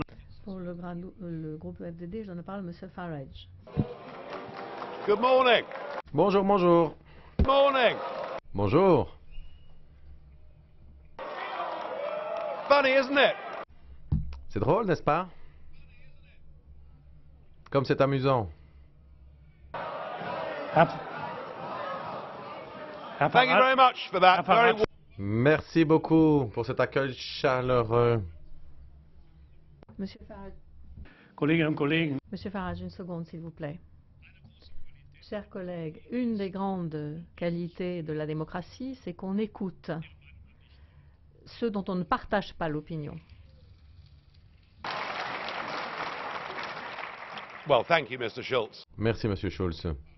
Est-ce que ce n'est pas amusant? Lorsque je suis venu ici il y a 17 ans et que j'ai dit que je souhaitais mener campagne pour que le Royaume-Uni quitte l'Union européenne, vous m'avez tous ri au nez. Eh bien, je dois vous dire, il n'y a plus personne qui rigole maintenant. Et si ça vous énerve tout cela, si vous êtes en colère, c'est absolument clair, vu les échanges empreints de colère d'aujourd'hui. Vous, projet politique, vous êtes dans le déni. Vous êtes dans le déni du fait que votre monnaie échoue. Ben, suffit de regarder ce qui se passe autour de la Méditerranée. C'est une politique que vous avez d'imposer la pauvreté à la Grèce et aux pays de la Méditerranée. Et puis, il y a l'appel de Mme Merkel pour dire que autant de personnes que possible doivent traverser la Méditerranée pour venir dans l'Union européenne. Et ça entraîner des divisions, des dissensions entre pays au sein de ces pays. Mais votre plus grand problème, et la raison principale pour laquelle le Royaume-Uni s'est exprimé comme il l'a fait, c'est que vous avez, en décevant, vous n'avez jamais dit la vérité aux Britanniques et aux autres peuples d'Europe. Vous leur avez imposé une union politique. Vous leur avez imposé une union politique. Et lorsque, en 2005, aux Pays-Bas et en France, les peuples se sont exprimés contre cette union politique, lorsqu'ils ont rejeté la Constitution, vous les avez ignorés et vous avez fait passer le traité de Lisbonne par la porte de derrière. What happened last... Ce qui s'est passé jeudi dernier, c'est un résultat exceptionnel, considérable, pas uniquement pour la politique britannique, européenne, peut-être même pour la politique à l'échelon mondial. Parce que ce qu'ont fait les petites gens, ce qu'ont fait les gens de la rue, ces gens qui ont été opprimés ces dernières années, qui ont vu leur norme de vie diminuer, ils ont rejeté les multinationales, ils ont rejeté les grandes banques, ils ont rejeté les grands politiques. Et ce qu'ils ont dit, c'est « on veut récupérer notre pays, on veut récupérer nos frontières, nos eaux. Nous souhaitons être une nation normale qui se gouverne. » Et c'est ça que nous avons fait et c'est ça qui doit se produire. Ce faisant, nous proposons un peu d'espoir aux démocrates sur le continent européen. Le Royaume-Uni ne sera pas le dernier État membre à quitter l'Union européenne. C'est moi qui vous le dis aujourd'hui. La question est de savoir ce que l'on fait maintenant. C'est au gouvernement britannique d'appliquer l'article 50. Et je ne pense pas que l'on doit passer trop de temps avant de le faire. Je suis en fait d'accord avec M. Juncker. Les Britanniques se sont exprimés. Nous devons maintenant passer à l'acte. Mais ce que je tiens à dire, c'est qu'il faut une attitude adulte, sensée, sur la manière de négocier une relation différente. Alors je le sais, pratiquement aucun d'entre vous n'a pratiquement eu d'emploi dans votre vie, pas d'emploi correct au cours de votre vie. Vous n'avez pratiquement jamais travaillé dans le monde de l'entreprise, dans le commerce, les échanges. Vous n'avez sans doute jamais créé d'emploi. Mais écoutez-moi un instant. Un instant, Monsieur Farage. Chers collègues, je comprends que vous vous énerviez, mais vous vous comportez comme le UKIP a l'habitude de le faire dans cette Assemblée, alors s'il vous plaît, ne copiez pas. Ne copiez pas les membres de l'UKIP. Monsieur Farage, je voudrais quand même vous dire quelque chose. Ce que vous venez de dire, disant que les collègues qui sont ici n'ont jamais eu un vrai boulot, vous ne savez pas du tout dont vous parlez. Il ne faut pas partir de votre expérience pour l'étendre à tout le monde. Merci. Vous avez tout à fait raison, Monsieur le Président. Le UKIP protégé contre l'establishment. Et maintenant, c'est l'establishment qui se dresse contre le UKIP. Mais écoutons un peu une leçon d'économie. Nous, entre vos pays et mon pays, nous avons beaucoup d'échanges de marchandises, de services. Ces échanges bénéficient à nous tous. Il est important, ce commerce. Si nous devions décider de prendre des décisions, de rejeter toute idée d'un accord commercial sensé, les conséquences seraient bien pires pour vous qu'elles ne le seraient pour nous. Et même sans accord, finalement, ce ne serait pas plus mal pour le Royaume-Uni que l'accord pourri que nous avons pour le moment. Il y a eu réintroduction il pourrait y avoir des barrières tarifaires sur les automobiles, par exemple, et là, des milliers d'employés allemands pourraient perdre leur emploi. Donc, faisons preuve de pragmatisme, soyons sensés, soyons adultes, réalistes, et trouvons entre nous un accord sans barrière tarifaire entre nous. Et puis ensuite, reconnaissons que le Royaume-Uni sera votre ami, que nous aurons des échanges commerciaux avec vous, que nous coopérerons avec vous, que nous serons vos meilleurs amis au monde. Mais il faut faire les choses de manière sensée et permettez-nous de nous détacher et de poursuivre notre ambition à venir à l'échelon mondial. Merci.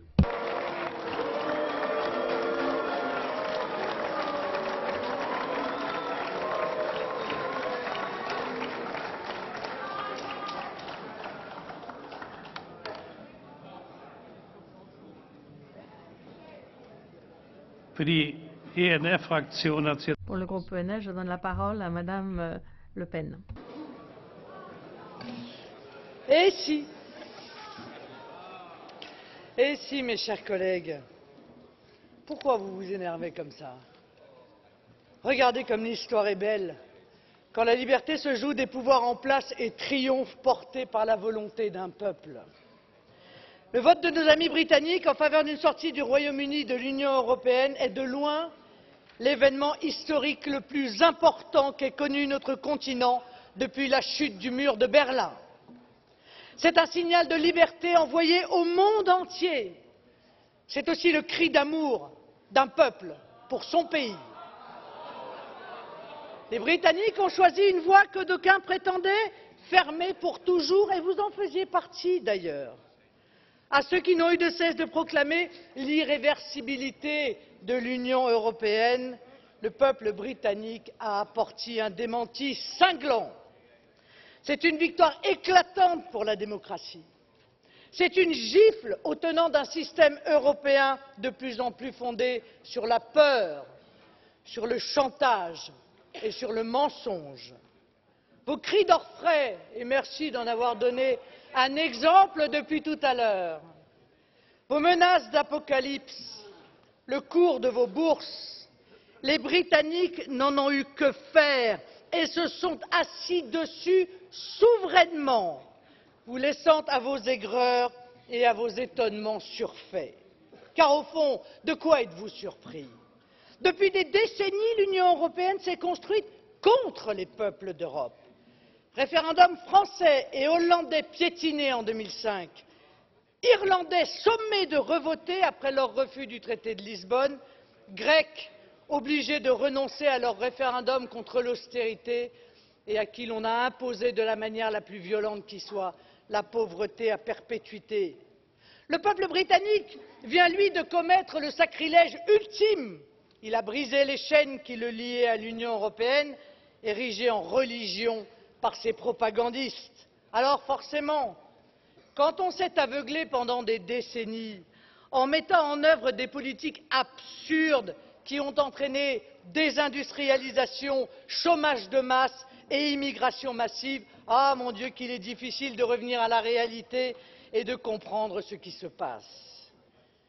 Propagandistes de l'Union européenne, soi-disant à gauche, au centre ou à droite, allez, rangez vos mines boudeuses, rangez vos discours de rageux et réjouissez-vous au contraire de la libération des peuples.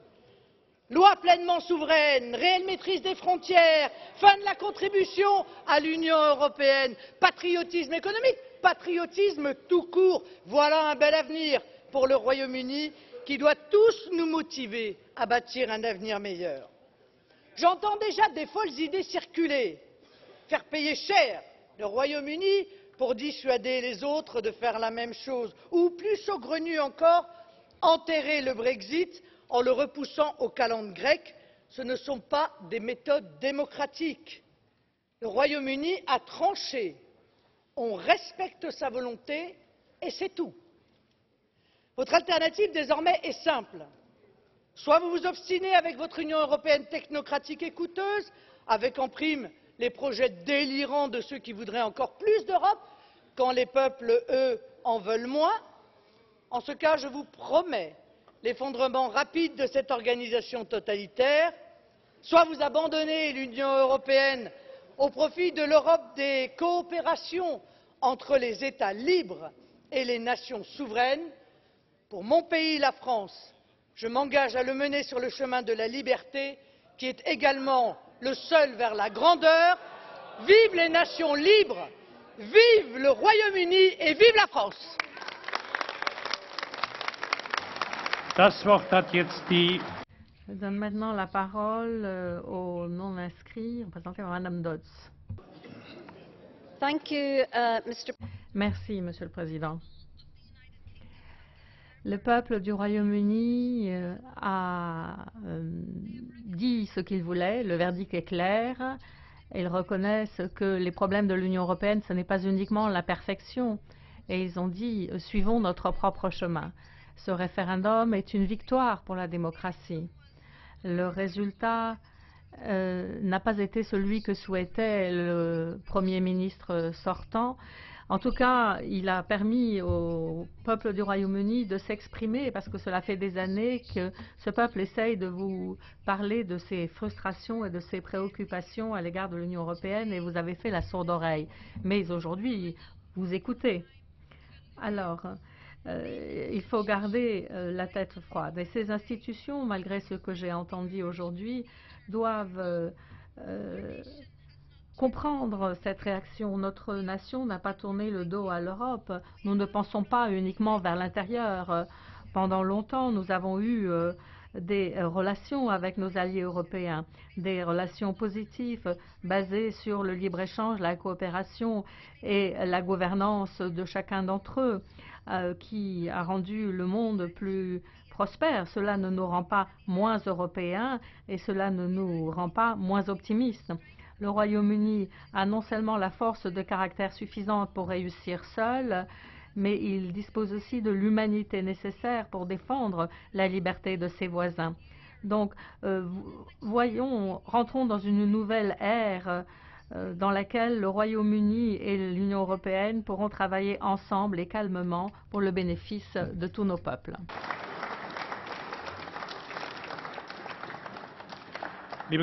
Chers collègues, je vais être très strict maintenant pour les temps de parole. Nous écoutons M. Juncker pour commencer. Commission. Monsieur le Président. Monsieur, j'ai appris au cours de ce débat ce que je savais déjà avant ce débat. Il ne faut pas laisser nos nations aux mains des nationalistes. Il faut respecter les nations, il ne faut pas respecter les nationalistes qui ne sont pas des patriotes, mais qui sont des anti-européens et des non-patriotes. Je voudrais que nous tirions les bonnes leçons de ce qui a fait l'actualité de la semaine passée. Il ne faut pas tout mélanger. Il ne faut pas donner l'impression que l'Europe, c'est l'Europe de l'austérité. Tous les gouvernements, y compris ceux qui, à travers l'histoire, à participation écologique, ont pratiqué la même politique. Je n'accepte pas le discours de M. Lamberts. Décrire la Commission comme étant une commission d'austérité, de rigueur surfaite, n'est pas correct. J'ai connu les Verts et les écologistes au gouvernement. Lorsque vous êtes dans l'opposition, vous êtes très fort. Lorsque vous êtes au gouvernement, vous faites comme les autres. Ne donnez pas des leçons aux autres.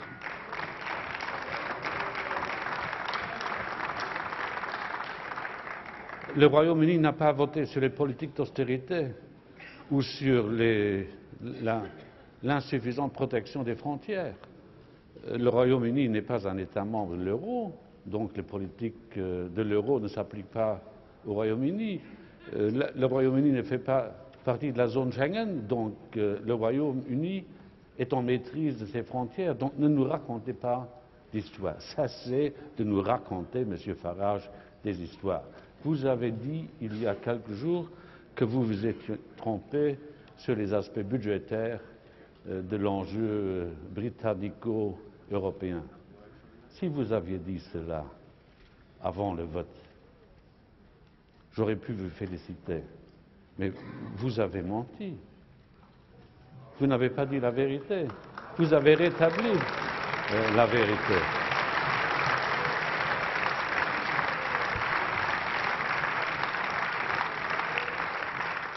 J'ai aimé, Monsieur Farage, débattre avec vous.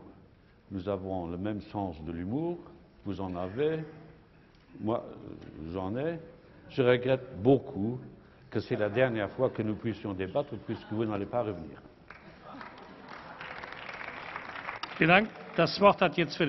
Merci pour le Conseil. Nous écoutons Madame Ministre Plaskart. Mr. President, let me... Merci beaucoup, Monsieur le Président. J'aimerais répéter ce que j'ai dit. Nous n'avons pas le choix. Nous devons respecter l'issue de ce référendum. Référendum qui devrait nous servir de piqûre de rappel. À ce stade, la réponse n'est pas nécessairement de dire qu'il faut plus ou moins d'Europe. Ce qu'il faut, c'est une meilleure Europe, une Europe convaincante. L'Union de 27 États membres va poursuivre son chemin si le Royaume-Uni décide de nous quitter. Mais il est clair que nous devons agir. Notre Union ne peut quitter que si elle est soutenue par des millions et des millions de citoyens qui la peuplent.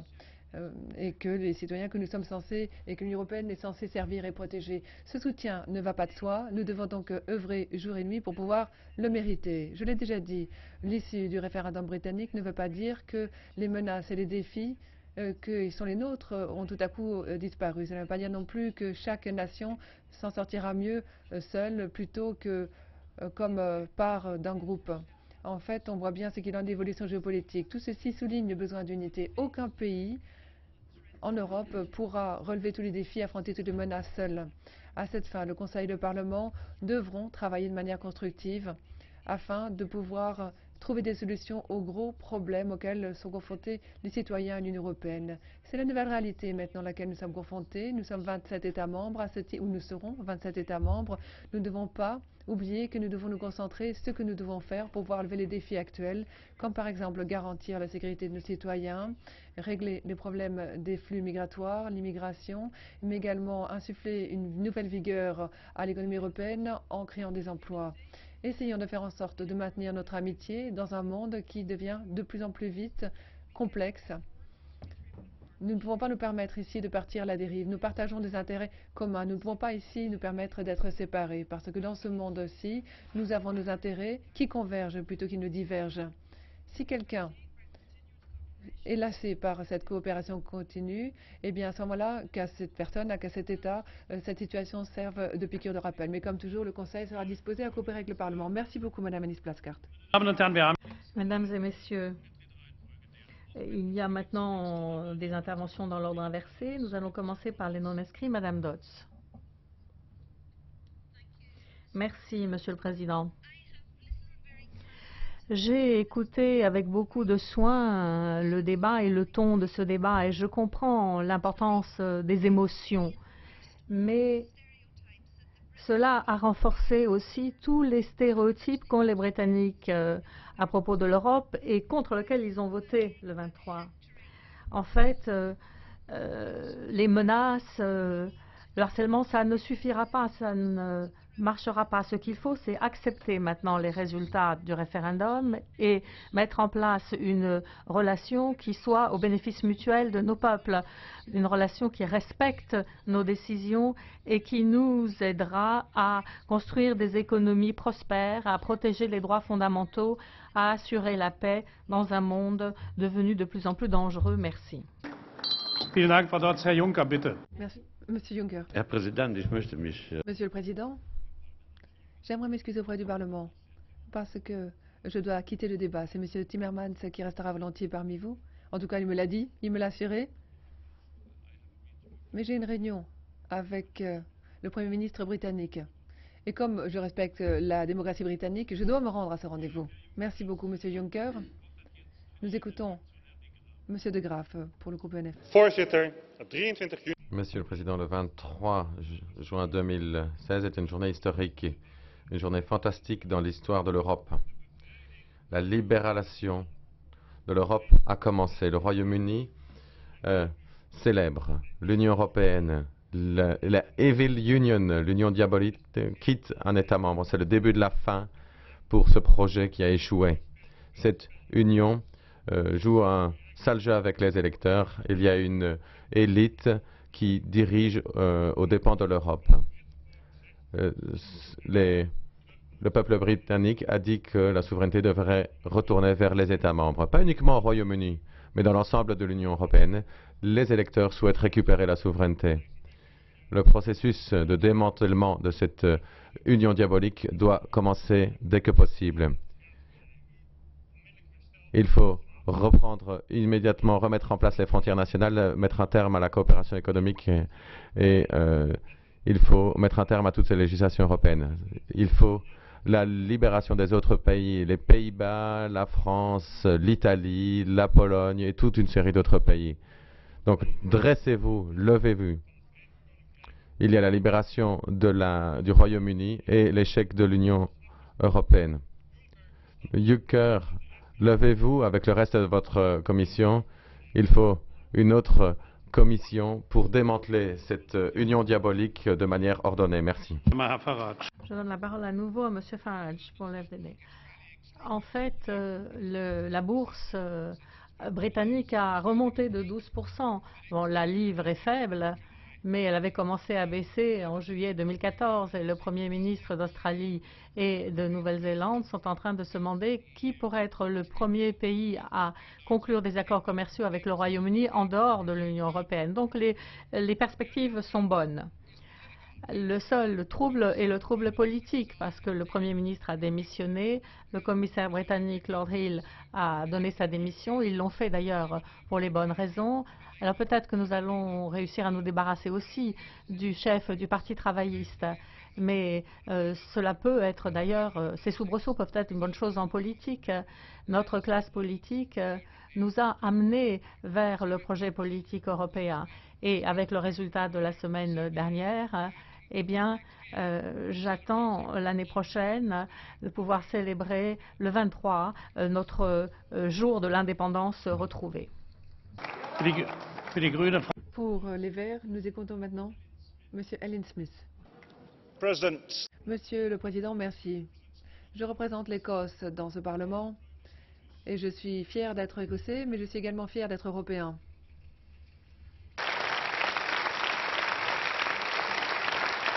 I want my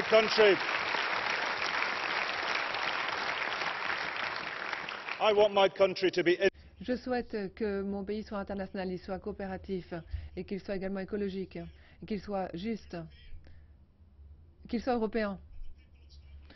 La population écossaise, avec la population d'Irlande du Nord, la population de Londres, mais également beaucoup d'autres personnes en Pays de Galles, mais également en Angleterre. Toutes ces personnes, les nombreuses, ont voté pour être et rester au sein de notre famille de nations.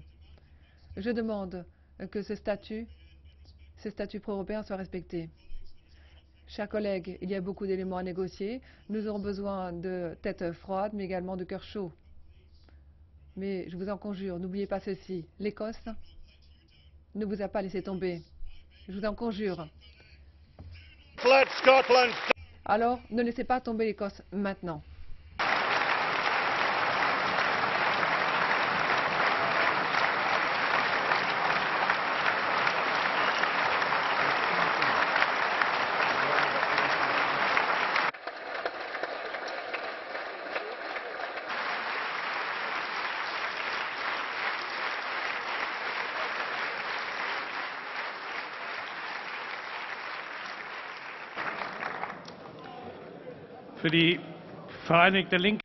Pour la gauche unitaire européenne, Madame Anderson. Merci.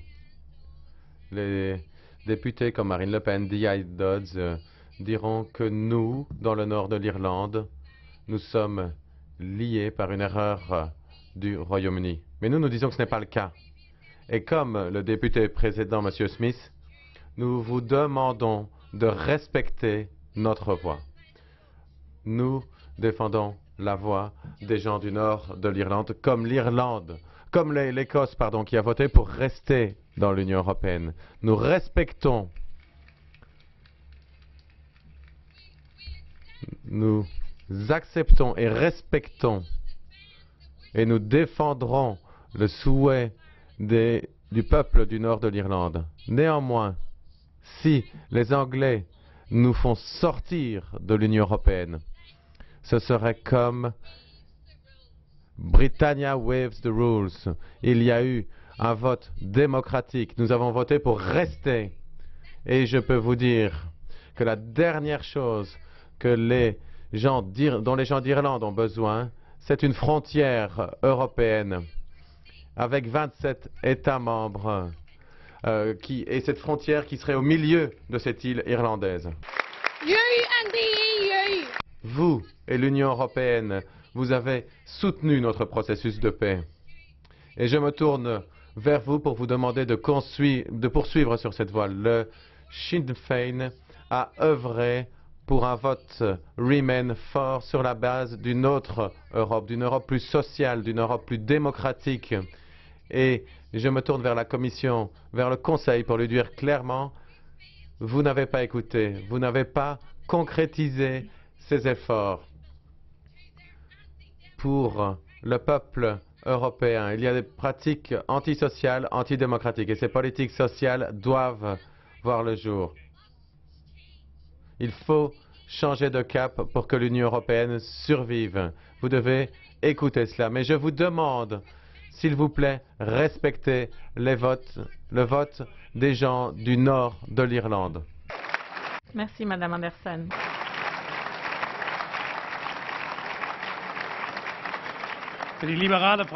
Pour le groupe libéral, je vais donner la parole maintenant à Monsieur Verhofstadt.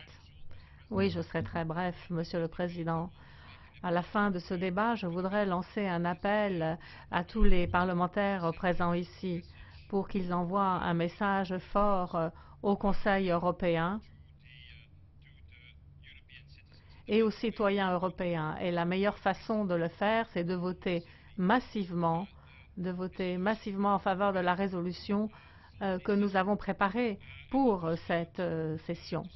Et de ne pas commencer à dire « Oh non, j'aime pas tel et tel point, je ne veux pas de cela ». Ce qui est important politiquement, c'est un vote massif en faveur de la résolution. Et enfin, mon dernier mot sera pour M. Farage, en disant, je voudrais lui dire que je suis choquée parce que vous vous représentez vous-même en tant que défenseur de l'homme de la rue, alors que vous avez une situation, une société offshore de construction. Bon. Je ne sais pas si c'est le cas de tout le monde, mais enfin bon, soyons positifs. Nous allons enfin pouvoir nous débarrasser de ce que nous avons payé au sein du budget de l'Union européenne pendant des années, c'est-à-dire que nous allons enfin nous débarrasser de votre salaire. Pour le groupe ECR, je donne la parole à M. Legutko.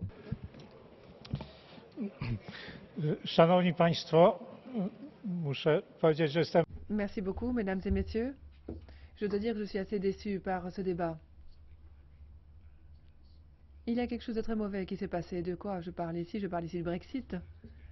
C'est mauvais, c'est dangereux. Mais ce n'est pas mauvais, dangereux pour le Royaume-Uni, parce que le Royaume-Uni, lui, s'en sortira très bien à l'extérieur de l'Union européenne. Il ne faut pas ici écraser de larmes sur les pauvres Britanniques. C'est quelque chose de mauvais et de dangereux qui s'est passé pour l'Union européenne. C'est même la pire chose qui s'est passée dans l'histoire de l'intégration de l'Union européenne. Et que faites-vous? Eh bien vous recréez tout le spectacle auquel nous avons assisté jour après jour. Ce sont les mêmes mots qui sont utilisés, ce sont les mêmes visages, ce sont les mêmes insultes,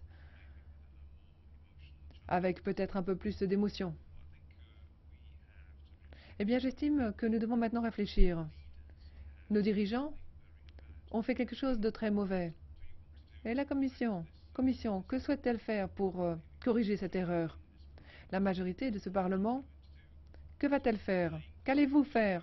Parce que vous rechantez toujours la même chanson. Ce sont les nationalistes, ce sont les chauvinistes, tout est de leur faute.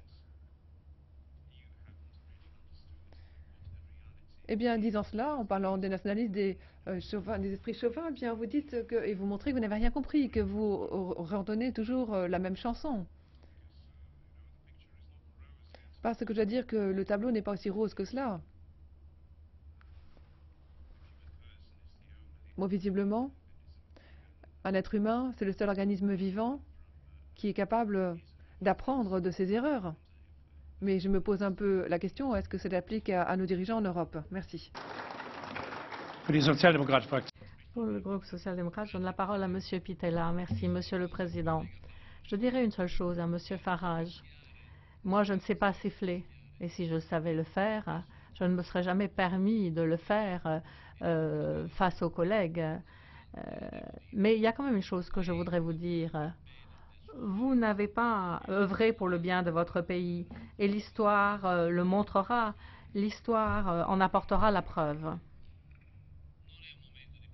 Alors, le moment n'est pas venu de polémiquer, ni d'instrumentaliser un événement historique aussi important. Il faut apporter la clarté. Certains partisans du Brexit ont voulu sortir. Alors maintenant, pourquoi est-ce que l'on veut prendre du temps? La démocratie veut que l'on prenne acte d'un résultat et qu'on le notifie. Alors, nous ne pouvons pas nous laisser prendre en otage par les jeux internes au Parti conservateur britannique. On ne notifie pas parce qu'il faut attendre le congrès du Parti des Tories.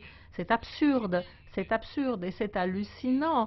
Il faudrait que les 51,2% des Britanniques qui ont voté pour le Brexit devraient monter sur les barricades contre cette attitude dilatoire. Bon, il est clair que qu'il y en a qui veulent profiter de ce vote pour détruire. Nous sommes dans le camp inverse et nous sommes bien accompagnés. Nous sommes avec les chrétiens démocrates, les libéraux et les verts, et tous ceux qui veulent changer et sauver l'Europe. Nous avons indiqué ce qu'il fallait faire tout de suite et nous demandons au Conseil européen de prendre compte, de tenir compte de nos demandes.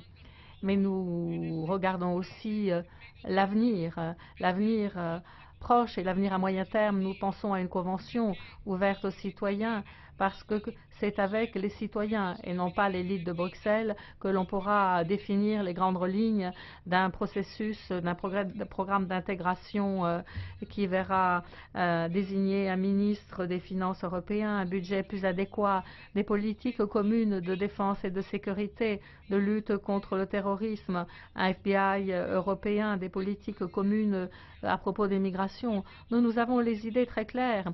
Nous voulons faire tout cela le plus vite possible, à court et à moyen terme, et nous voulons être unis pour le faire, en surmontant nos différences qui restent, mais qui doivent, en ce moment-ci, laisser la place à un effort commun pour sauver l'Europe. Voilà notre position que nous défendrons avec beaucoup de fermeté.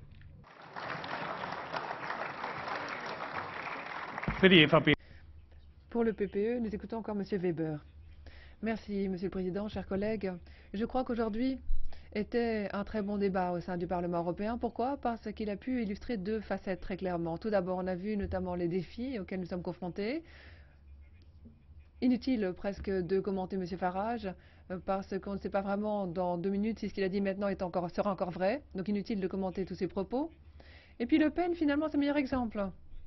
Elle a montré clairement que fondamentalement, elle n'a pas vraiment de réponse à apporter à l'incertitude qui existe en Grande-Bretagne. Elle sent elle-même que les Français, eux aussi, sentent que la Grande-Bretagne rencontre les plus gros problèmes et non pas l'Europe.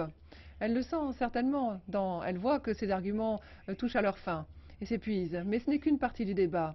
Et ce qui est le plus important, selon moi, dans ce débat d'aujourd'hui, c'est que le Parlement européen que nous sommes a montré clairement que nous soutenons cette idée, nous la défendons, nous souhaitons continuer à la porter vers l'avenir.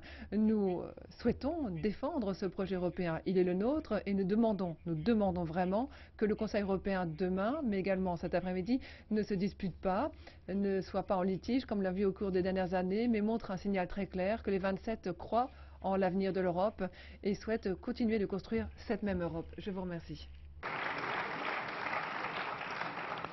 Le débat est clos. Pour clôturer le débat, j'ai reçu 4 propositions de résolution. Nous allons passer au vote. Je dois vous dire que les explications de vote sur cette résolution seront entendues lors de la prochaine période de session à Strasbourg. Donc il n'y aura pas d'explication de vote. Nous allons maintenant passer à la proposition de résolution commune de 4 groupes. Paragraphe 1, l'amendement 17 qui est pour? Contre? Rejeté. Le vote électronique est ouvert. Tout le monde a voté. Le vote est clos.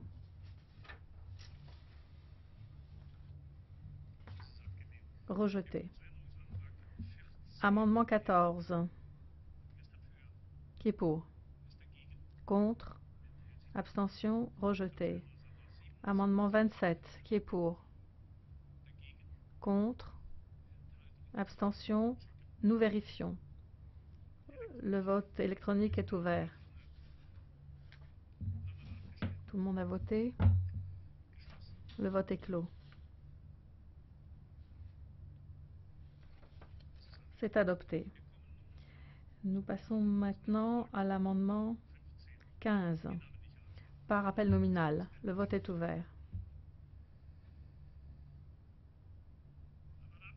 Tout le monde a voté. Le vote est clos.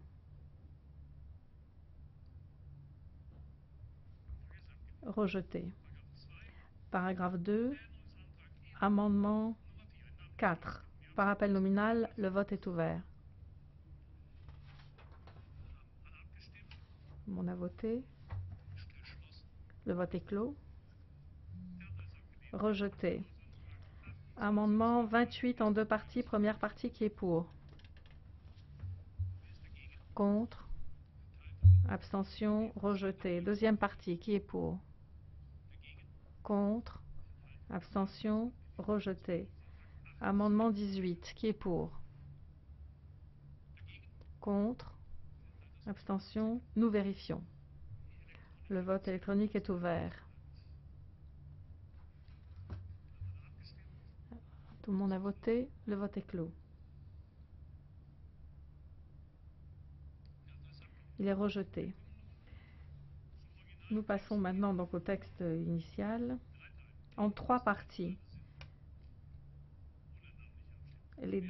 Qui est pour la première partie? Contre? Abstention? Adopté. Deuxième partie pour? Contre? Abstention? Adopté. Troisième partie par appel nominal. Le vote est ouvert. Tout le monde a voté. Le vote est clos. Adopté. Nous passons maintenant au paragraphe 3. Là, nous avons l'amendement 19. Qui est pour? Contre? Abstention? Adopté. Nous passons maintenant au paragraphe 4. Amendement 5. Qui est pour? Contre? Abstention? Rejeté.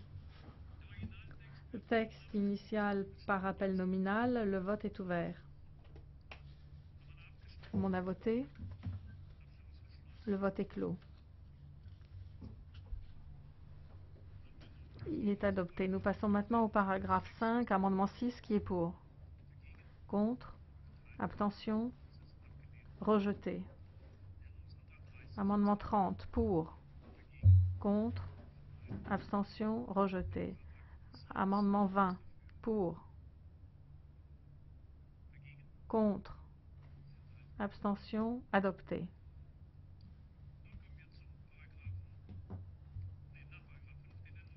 Nous avons aussi l'amendement 7 qui est pour, contre, abstention, rejeté. Paragraphe 7, amendement 11 qui est pour, contre, abstention, rejeté. Texte original qui est pour, contre, abstention, adopté. Amendement 21 qui est pour, contre, abstention, rejeté. Paragraphe 9, amendement 8 qui est pour, contre, abstention, rejeté. Paragraphe